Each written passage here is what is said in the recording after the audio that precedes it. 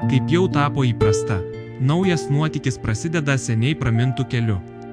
Iš Rygos, Pruhnų salos link.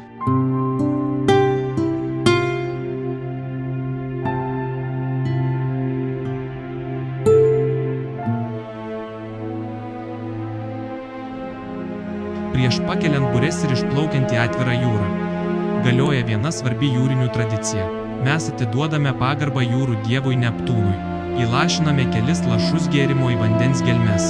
Tai prašymas ramios jūros, palankaus vėjo ir saugaus kelio. Pruhnų sala – viena unikaliausių Baltijos jūros puošmenų.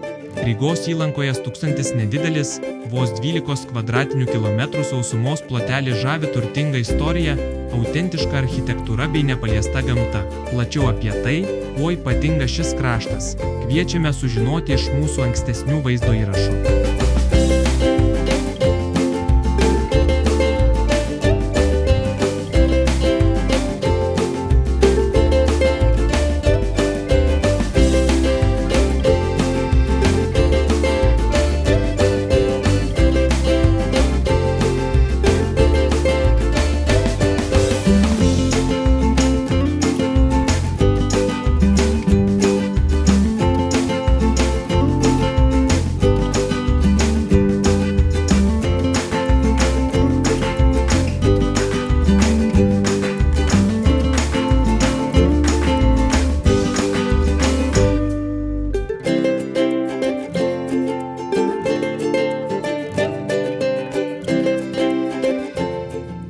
Kolko švyturys yra vienas unikaliausių ir įdomiausių švyturių visame Baltijos jūros regione.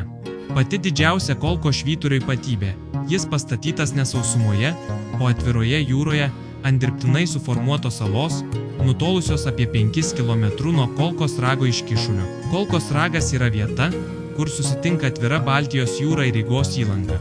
Čia susiduria priešingos srovės, dažnai kyla bangos iš dviejų pusių, o po vandeniu driekiasi klastinga, beveik 6 km ilgio smėlio sekluma. Istoriškai ši vieta buvo laikoma tikrų laivų kapinynu. Ta diena mums nusišypsojo Neptūnas ir oras buvo puikus. Pirmasis medinis švyturys saloje įžiebtas 1875 metais, o dabartinis raudonas bokštas ant granitinio pagrindo iškilo 1884 metais. Bokšto aukštis 21 metras, o šviesos signalas iškeltas į 26 metrų aukštį virš jūros lygio. Švyturys veikia visiškai automatiškai, o reikiama elektros energija gaunama iš saulės baterijų.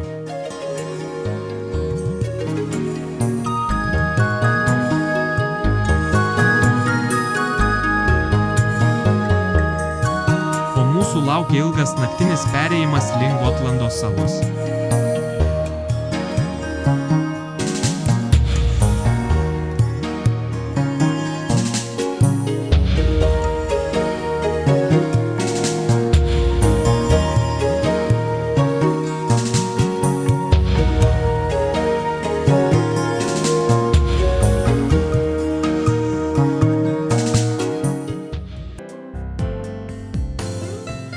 Gotlando saloje bei netoliese esančioje, keliautojų labai pamėgtoje Fario saloje lankomės jau ne pirmą kartą, daugiau apie tai mūsų ankstesniuose vaizdo įrašuose. Gotlando sostinė Visbis, vadinama rožių miestu. Šį vardą miestas pelnė dėl švelnaus Baltijos jūros mikroklimato. Rudenį jūra ilgai spinduliuoja šilumą, todėl šiltos dienos tęsiasi ilgiau nei žemyne, o rožės vešliai žydi net iki gruodžio mėnesio.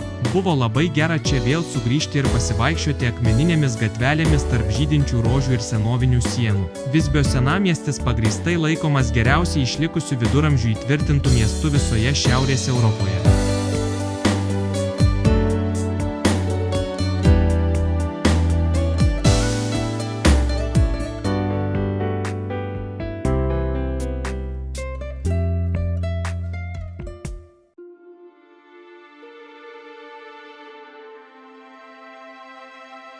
Negalėjome praleisti progos apsilankyti vienoje lankomiausių Gotlando vietų, kur stūkso aukščiausias salos kalkakmeninis jūros stulpas – Raukas, Jungfrun. Išvertus iš švedų kalbos – mergelė. Pati uola nuo plynaukštės, ant kurios stovi, kyla į 12 metrų aukštį, o kadangi jis stūkso ant paties skardžio krašto, jos viršūnė siekia net 27 metrus virš jūros lygio.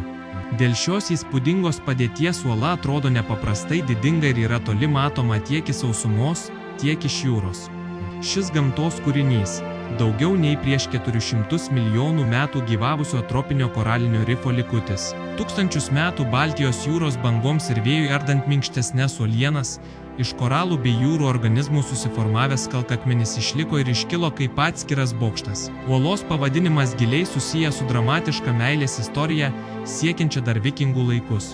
Vietos valdovas Likairas nenorėjo atiduoti savo dukros Olegartį žmonas paimtam belaisviui Helgiai. Tėvas iškėlė dukrą į pačią uolos viršūnę ir pareiškė atiduosęs jos ranką tik tuo atveju, jei vaikinas sugebės susiropšti aukštyn ir ją nukelti. Helgė drąsiai užkopė ir paėmė merginą ant rankų, tačiau besileidžiant žemyn jie abu nukrito nuo skardžio į jūros bangas ir žuvo. Nepaisant tokios liūdnos istorijos, būdamas čia išties visų grožių pajunti gamtos ir laiko didybę.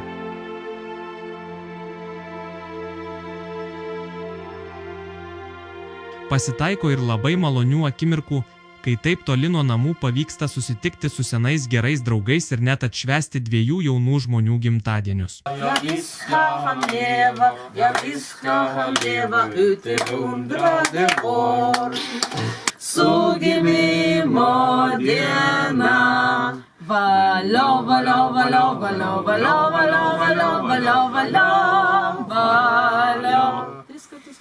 Valio!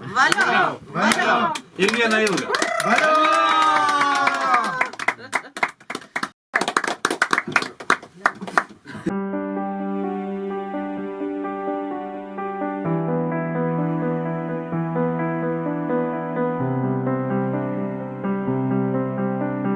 Rytui išaušus keliaujame Stokholmo link.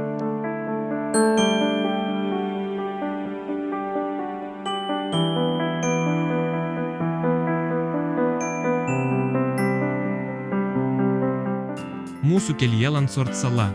Viena žinomiausių, vaizdingiausių ir turtingiausią istoriją turinčių salų visame Stokholmo salyne. Ji žymi pačią pietinę šio archipelago ribą. Ryškiausias salos akcentas – Landsorto švyturys. Ši vieta laivybos tikslams naudojama dar nuo 13 amžiaus, o dabartinis akmeninis bokštas iškilo 17 amžiuje. Taip pat seniausias iki šiol išlikęs ir veikiantis švyturys visoje Švedijoje. Ilgus dešimtmečius sala buvo ir strategiškai svarbus šaltojo karo karinis objektas. Pagrindinė jo paskirtis buvo saugoti įplaukimus Stokholmo link, bei atremti galimą Sovietų Sąjungos laivyno ir desanto invaziją iš jūros. Čia buvo įrengta TRS-T baterija. Paviršiuje matosi tik 12 cm kalibro automatinis pabūklas, o giliai uolose apie 40 metrų gylyje. Iškirstas kelių aukštų bunkeris. Baterija buvo suprojektuota taip, kad įgula galėtų visiškai autonomiškai išgyventi ir kovoti net branduolinio išpuolio atveju. Po šaltojo karo kompleksas buvo demilitarizuotas. Skirtingai nei kitos panašios Švedijos baterijos, kurios buvo išmontuotos arba užpiltos betonu. Landsort TRS-T baterija išsaugota ir šiandien veikia kaip muziejus. Kadangi tai pamėgta buriuotojų stotelė, o salos svečių uostas nedidelis. Gauti čia laisvą vietą jachtai vasaros sezono metu tikras iššūkis. Taip nutiko ir mums. Negavę vietos marinoje. Tęsime savo kelionę toliau.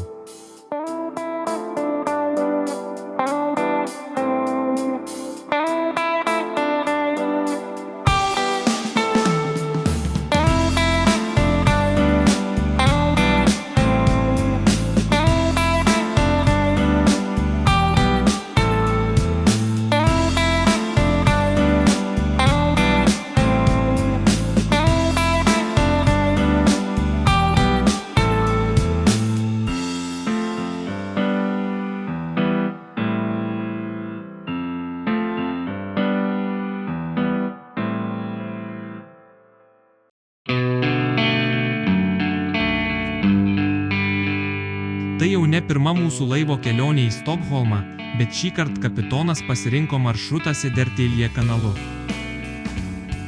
Södertälje vandens kelias. Tai tikras vikingų kelias. Po paskutiniojo ledynmečio Švedijos pakrantė iki šiol kyla maždaug 4-5 mm per metus.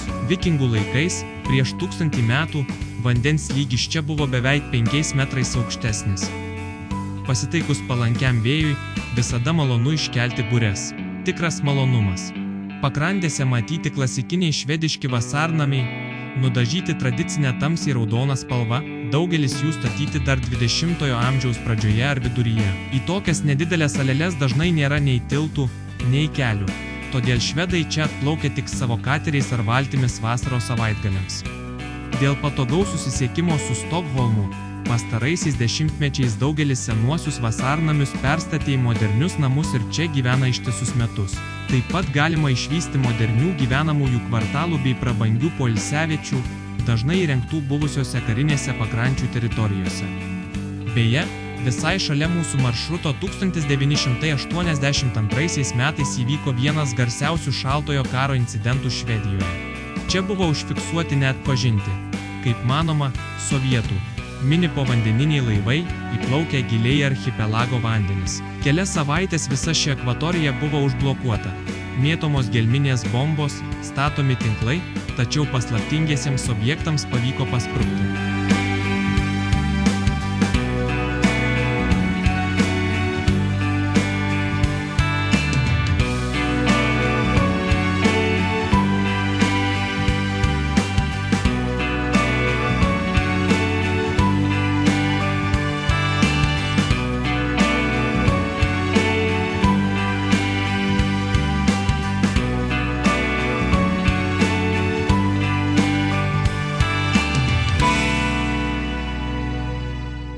Vandens kelio pabaigoje mūsų laukia Södertälje kanalas. Jame esantis šliuzas yra didžiausias visose Skandinavijos šalyse, jis gali priimti laivus iki maždaug 135 metrų ilgio. Iki XIX amžiaus pradžios, kol nebuvo iškastas dabartinis kanalas, jūreiviams tekdavo laivus per siaurą sausumos juostą vilkti rąstais. Miestą kertantis kanalas garsėja savo pakeliamaisiais bei aukštuminiais tiltais. Pirmasis kelyje – Tigelstos geležinkelio tiltas.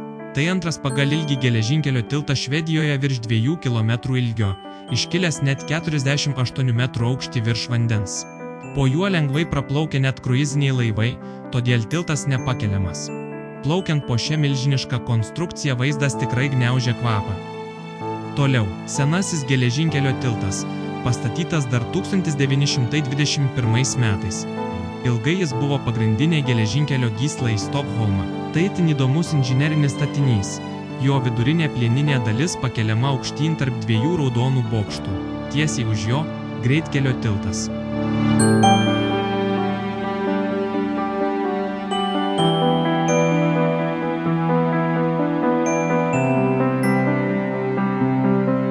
Galiausiai Mėlareno tiltas pačiame miesto centre. Šis tiltas persiskiria per pusę ir atsidaro į viršų. Jį praplaukus patenkama tiesiai prie garsiojo Södertälje šliuzo, išlyginančio vandens lygį tarp Baltijos jūros ir Mėlareno ežero.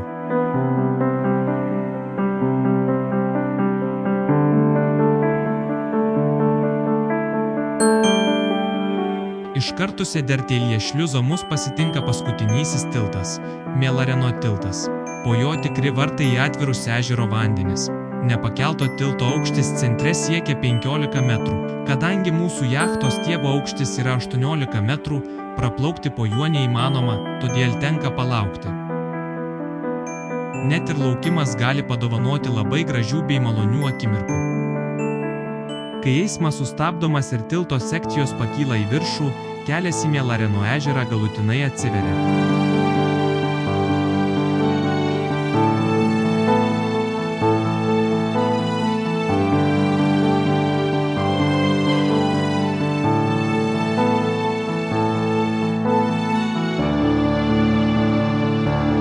Mėlarenas – tai ne tiesiog ežeras, o tikras Švedijos istorijos, kultūros ir laivybos lopšys. Įplaukę pro šliuzą į sūrios Baltijos jūros, patekome į visiškai kitokį, ramų, gėlą ir unikalų salyno pasaulį. Tai trečias pagal dydį Švedijos ežeras, kurio plotas viršija 1000 kvadratinių kilometrų. Mėlareno ežere skaičiuojama daugiau nei 8000 salų ir uolų, todėl buriuotojams tai tikras rojus su daugybė siaurų praėjimų, saugių įlankų bei vaizdingų pakrančių.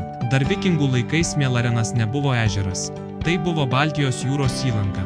Tačiau dėl poledyninio žemės skilimo sausuma pakilo tiek, kad atskyrė jį nuo jūros ir vanduo palaipsniui tapo gėlas. Šiandien Mėlareno ežeras yra pagrindinis geriamojo vandens šaltinis visam Stokholmo regionui. Ežero pakrantėje stūkso Drottningholmo pilis, oficiali Švedijos karaliaus rezidencija. Pilis stovi tiesiai ant kranto, todėl prie jos galima prisišvartuoti ir pasigėrėti įspūdingais barokiniais sodais.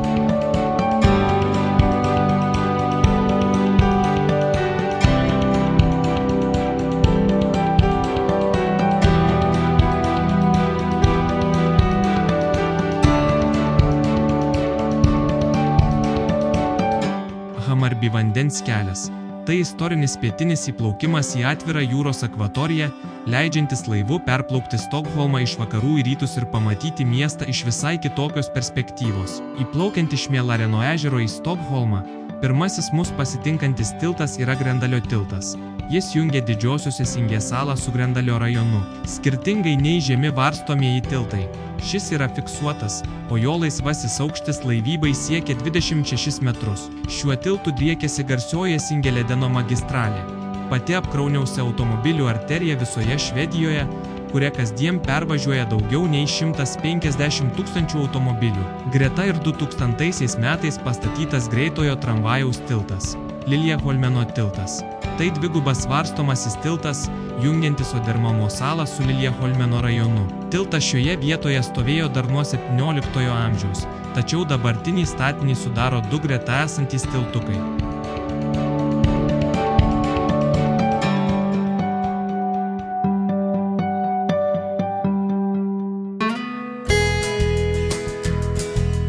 Toliau mūsų laukia senasis ir naujasis Arstabron tiltai. Senasis Arstabron – tai didingas geležinkelio tiltas, atidarytas 1929 metais.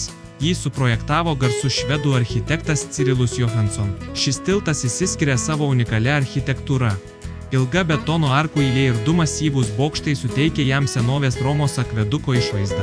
Atidarymo metu tai buvo pats ilgiausias tiltas visoje Švedijoje, o dėl savo unikalumo jis paskelbtas valstybės saugomų kultūros paveldo paminklu. Tiesiai šalia jo stovi naujasis Arstabron, kurį suprojektavo pasaulinio garso britų architektas Eras Norman Foster. Šis tiltas išsiskiria itin grakščiomis linijomis ir tamsiai raudona spalva, kuria buvo siekiama atkartoti tradicinį švedišką namų dažų atspalvį. Tiesa, dėl būdingos spalvos ir formos vietiniai gyventojai jį juokais praminė falukorf – švediška dešrele.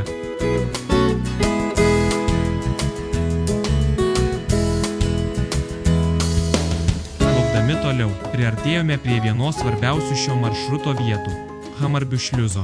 Hammarby šliuzas, atidarytas 1929 metais, buvo įrengtas atvėrus naująjį Hammarby laivybos kanalą. Pagrindinis jo tikslas buvo nukreipti krovininių ir pramoginių laivų srautus toliau nuo Stokholmo senamiesčio. Šliuzo kameros ilgis siekia 150 metrų. Vandens lygio skirtumas tarp Mėlareno ežero ir Baltijos jūros čia nedidelis. Dažniausiai vos nuo 20 iki 50 cm, tačiau šliuzas atlieka gyvybiškai svarbią užduotį. Saugo ežerą nuo sūraus jūros vandens įsimaišymo ir reguliuoja sostinės geriamojo vandens išteklius. Čia praplaukiame po tikrų tiltų mazgu. Skanso, Skanstulio, Johanneshovo tiltais bei pačiu naujausiu šio mazgo statiniu. 2000 metais atidarytų greitojo miesto tramvajaus tiltų. Jis buvo įterptas į jau esamą tiltų mišką ir užbaigė unikalų 4 tiltų ansamblį. Ši vieta yra viena įspūdingiausių Stokholmo inžinerinių sankirtų. Viename taške keliais aukštais virš vandens šliuzo susikerta vandens transportas, pėstieji, automobiliai, metro traukiniai ir miesto tramvajai.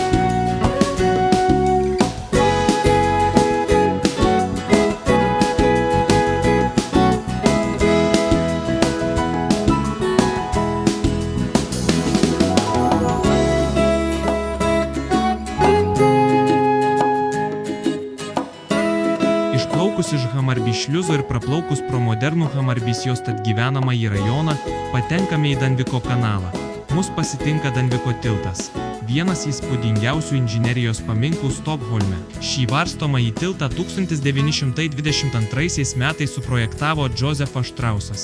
inžinierius, vėliau sukūręs garsųjį aukso vartų tiltą San Franciske. Įspūdingiausia jo detalė – kabantis maždaug 400 tonų betoninis atsvaras. Nepakelto tilto laisvasis aukštis nesiekia net 12 metrų, todėl tenka palaukti, kol ši milžiniška konstrukcija pakils aukštyn.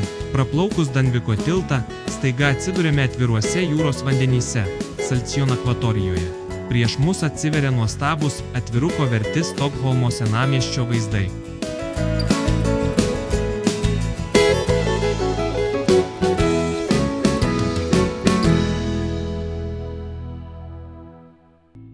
Mūsų maršrutas baigėsi Djurgarden saloje esančioje Vasahamnen marinoje. Tai viena populiariausių ir geriausių svečių marinų Stokholme. Vasarą ji būna sausakimša jachtų, todėl mums tenka švartuotis nors ir marinoje, bet ne visai tam pritaikytoje vietoje. Tiesiog prie akmeninės krantinės, dėl kuo sulaukėme didžiulės vietinių jachtsmenų nuostabos ir pagyrų.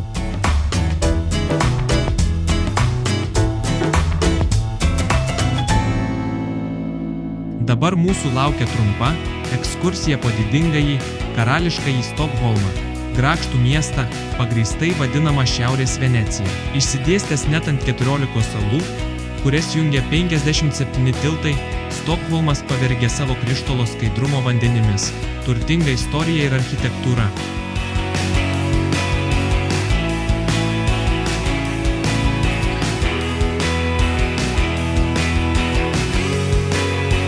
O toliau mūsų laukia kelias namų link.